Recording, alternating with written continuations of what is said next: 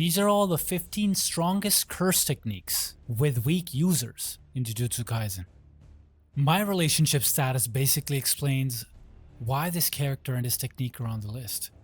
I'm the greatest boyfriend ever, and all I need is a partner to prove it. That's exactly Yuta and copy. Copy isn't just mimicry, it's a perfect replication. Yuta can watch a technique once and wield it better than the original owner. He used Toge Inumaki's curse speech more effectively than Toge, and even mastered Kenjaku's body swap with stunning precision. Power like this, even Ryomen Sukuna would have taken notice. Here's the catch, copy isn't independent. It relies entirely on Rika. Alone, Yuta is still a special grade sorcerer with a large cursed energy pool.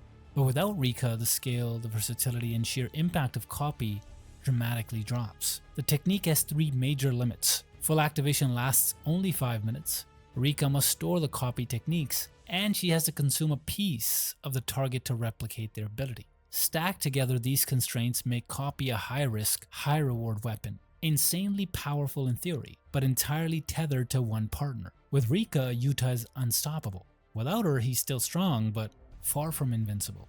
If any technique and user fit the title strongest technique, weakest user, it's Megumi and his 10 shadows. When you first see Megumi Fushiguro summon his 10 shadows technique, it almost looks tame.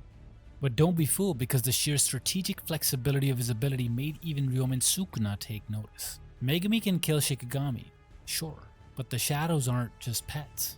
They're a storage system, a weapon factory, and a tactical toolkit all in one. Think of each shadow as a miniature army you can deploy, combine, or sacrifice for massive effect. And that's exactly why Sukuna fixated on him. Gojo's infinity is almost untouched, but with Megumi's shadows to manipulate the battlefield, there's a way in, a tactical edge, and that's exactly what Sukuna needed. Yet here's the catch, Megumi rarely pushes beyond his comfort zone. Mahoraga, his ultimate Shikigami, is treated like a last resort self-destruct button, not a weapon to dominate the field. Meanwhile, Sukuna could use the same Shikigami like a precision tool, multiplying its threat tenfold. Even the Zenin clan saw what the technique could be worth. They were willing to buy Megumi back from his father just to reclaim the ability. And perhaps that's why Toji Fushiguro wanted Gojo involved. He knew that shadows in the right hands could shift the balance of power in an instant. 10 shadows isn't just a curse technique, it's a battlefield altering system. But only if the user is willing to take the fight to its logical extreme. Otherwise, even the most talented shaman becomes just another student at Jujutsu High.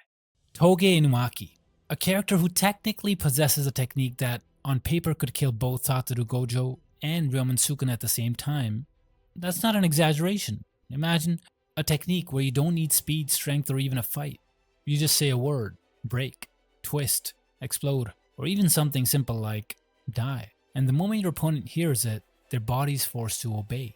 That's the terrifying potential of cursed speech, a rare ability of the Inumaki clan that allows the user to infuse commands with cursed energy and force anyone who hears them to comply, which logically leads to a crazy conclusion. If someone with massive cursed energy reserves used this ability and simply said die, there's a real argument that even monsters like Gojo or Sukuna could be affected before the fight even begins. The problem is, the only user we ever saw wield it regularly was Toge, and Toge simply didn't have the power to push it that far. His cursed energy reserves were limited, and the stronger the command he used, the more damage it dealt to his own throat and body. Even relatively small commands could cause severe backlash. Ironically, we saw the technique used more explosively by Yuta Kotsu, who briefly copied it and immediately used it to blow apart the cursed spirits thrown at him by Geto, which highlights the real tragedy of Toge's ability. Because if someone with Yuta level cursed energy or Sukuna level reserves ever wielded cursed speech, it wouldn't just be a useful technique, it would be one of the most broken powers in the entire series.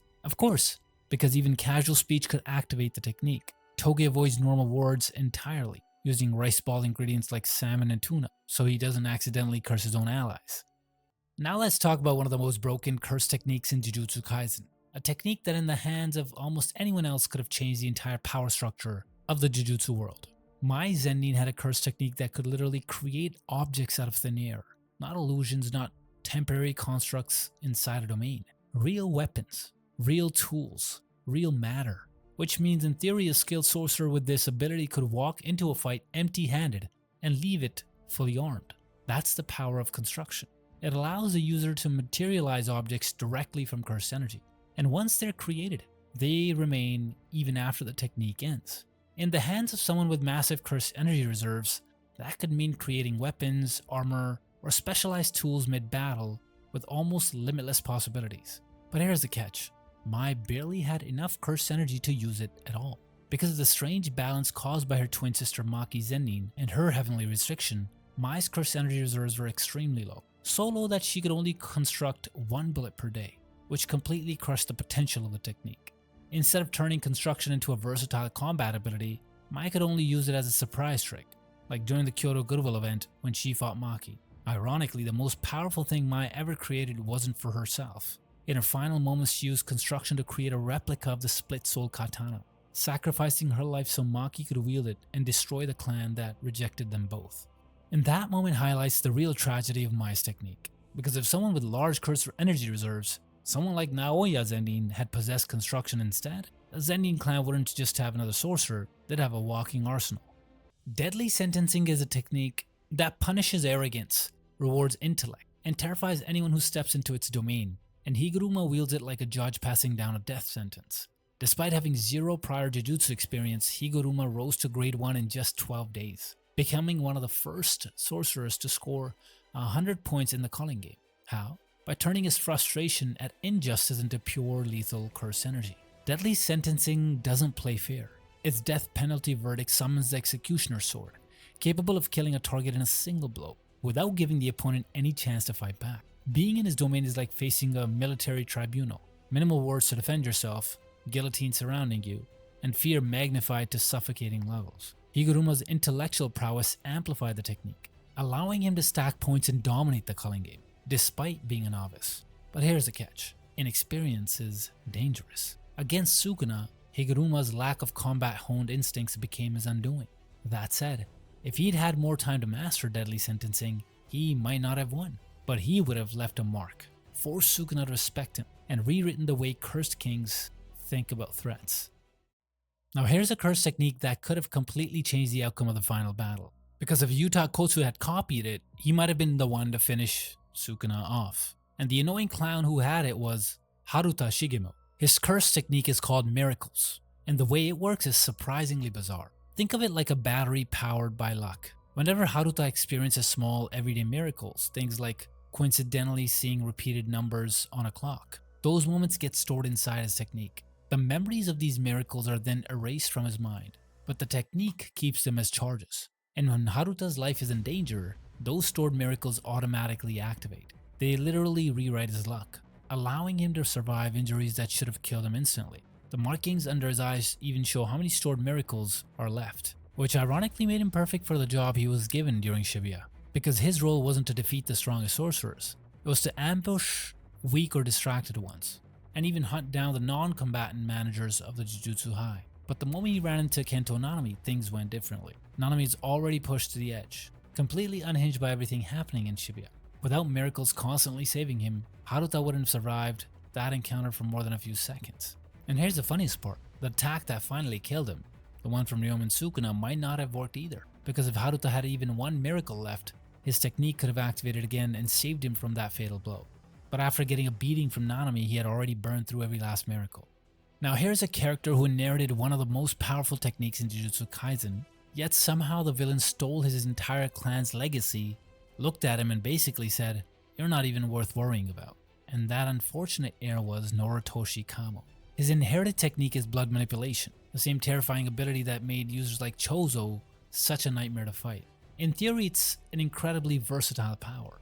Users can control their own blood as weapons, projectiles, restraints, or even enhance their own body. And to his credit, Kamo actually shows some clever applications of it. Instead of relying purely on his bloodstream mid-battle, he carries bags filled with his own blood, along with arrows dipped in it. Using his marksmanship skills, he can fire these arrows and then manipulate the blood on them to alter their trajectory, effectively turning close-range combat into long-range attacks. His arsenal of techniques is also pretty impressive. He can enhance his own body with flowing red scale, restrain opponents with crimson binding, fire blood projectiles with slicing exorcism, compress blood using convergence, and unleash piercing blood, a high-pressure attack that fires at near speed of sound velocities. But the real weakness of blood manipulation is it runs on the user's blood. And that means that the longer Kamo fights, the weaker he becomes. Excessive use drains his body, making extended battles extremely dangerous for him. Against brute force fighters like Aoitoro, his precise techniques simply get overwhelmed by raw strength. And then came the moment that completely destroyed his status. When Kenjaku took control of the conservative faction of Jujutsu Society and became the 25th head of the Kamo clan, he told Noritoshi something brutal. He had no place in the clan at all. Kenjaku didn't even see him as a threat. He simply laughed him off. The heir to one of the most powerful inherited techniques in the series was dismissed as irrelevant by the man who stole his entire legacy. And in the end, Noritoshi chose to leave Japan and live abroad with his mother and stepbrother. But before he left, he did manage to prove himself one last time. He played an important role in helping Mai Zenin fight the vengeful curse spirit that Naoya Zenin became. Even as Naoya kept evolving into a stronger form, Kamo held the line long enough for fighters like Rokujushi Mio and Hagane Daido to step in and help finish the fight. But if you're looking at the true master of blood manipulation, you don't look at Kamo, you look at Chozo, who, being a cursed spirit, basically fights with what feels like an endless supply of blood. When Nobara first used resonance on Eso, it was almost like watching a witch curse a target with a straw doll. Sweet, precise, and oddly charming. But here's the twist. If Nobara had more power or someone stronger had been wielding this technique during Shibuya, Culling Games might have never happened. That's the paradox. Resonance looks simple, but it's brutally punishing to its user. It requires a physical body part to establish a link. Lose a part, lose a technique. And Nobara has no defensive tools, relying entirely on mid to long range tactics, leaving her critically exposed in close combat. During the Shibuya incident, Mahito created a double and caught her off guard, exploiting a moment of shock and overconfidence. He struck her face with idle transfiguration, using his real body to create a blind spot she didn't see. One split-second lapse erased her presence from most of the series. Even a technically gifted young sorcerer like Nobara couldn't survive that combination of misfortune and overexposure. Her character arc was paused, leaving fans mourning a what could have been scenario, a technique with incredible potential wasted in the wrong hands. After she had succeeded at that moment, Mahito would have died at Shibuya before Kenjaku could steal his technique, and there would be no idle transfiguration to start the Culling Games anymore. There's one curse technique in Jujutsu Kaisen that could literally turn any battlefield into a nightmare, and yet somehow the person who got it barely scratched the surface. That person is Momo Nishimiya, the slim witch-like girl from Kyoto Jujutsu High, who was seen hovering above her allies like a human drone. She keeps track of everyone's location, friends and enemies alike, and provides aerial support, which is helpful, sure, but helpful doesn't equal threatening. The only time we really saw Momo fight was during the Kyoto Goodwill event, when Mai Zenin forced her off her broom. She raised gusts of wind to throw off her opponent, but that's about it. And here's the kicker. Her technique is called tool manipulation, not broom manipulation.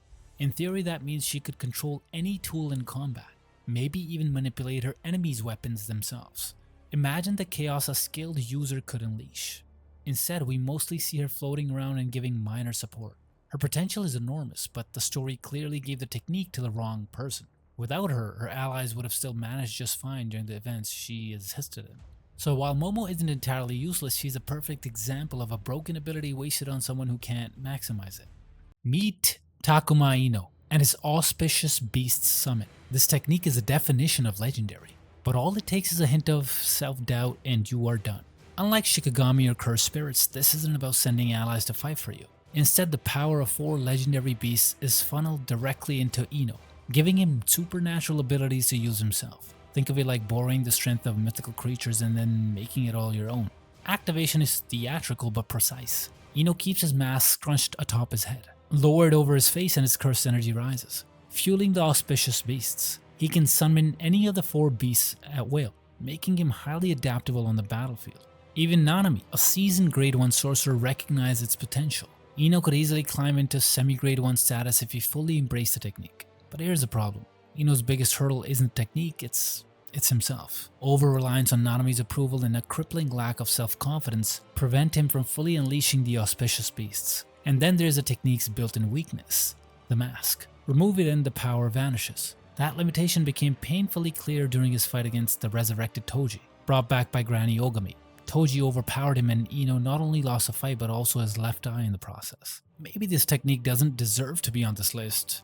It did serve its purpose. The only problem is that there is a chance it could have done a lot more. Imagine a curse technique that's part toxin, part battlefield control, capable of immobilizing and killing foes with a single touch.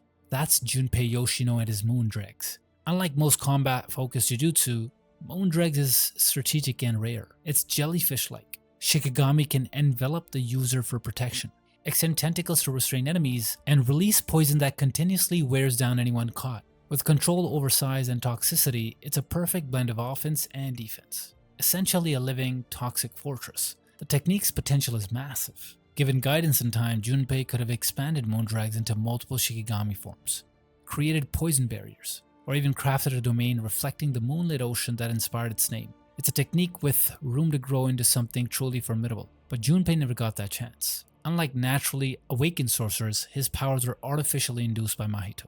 And while his trauma and anger gave him drive, it wasn't enough to unlock the full potential of his own ability. And here's the thought experiment. If Junpei and Megumi Fushiguro had swapped techniques, maybe we would have seen the ultimate expression of both of their abilities. Instead, Junpei's life ended tragically, reduced to Mahito's plaything.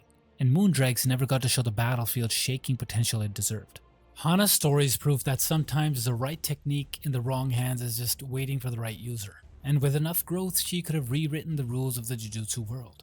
Hana, a seemingly ordinary girl with an extraordinary symbiosis. She shares her body with an ancient sorcerer angel, and through that bond she can wield a technique that negates all negative energy. When activated, her ability produces blinding arrays of all purifying light, shaping into sharp-edged crosses that stab at curses. At full power, the Jacob's Ladder extension conjures a four-winged trumpet and a massive heptagram of light raining down on a purifying pillar from the sky.